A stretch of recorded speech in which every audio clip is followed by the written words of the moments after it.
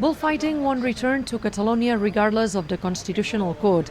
This is what the Catalan government has reaffirmed this Thursday after the Spanish Constitutional Court reversed the ban on this kind of show, which is currently existing in Catalonia. El govern de Catalunya farà tot el possible perquè les corrides de toros no tornin a aparèixer en el nostre país. Estem parlant de quina mena de país volem.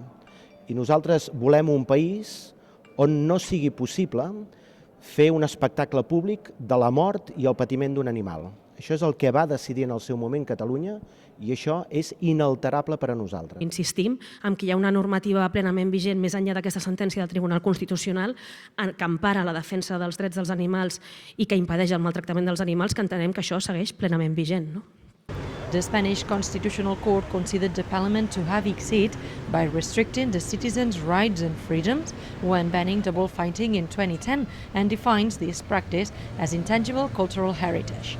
The Civil Platform Pro, meaning enough in English, which presented the popular legislative initiative to the parliament that led to the prohibition of bullfighting in Catalonia, considered the decision a shameful return to the past and described it as a political decision.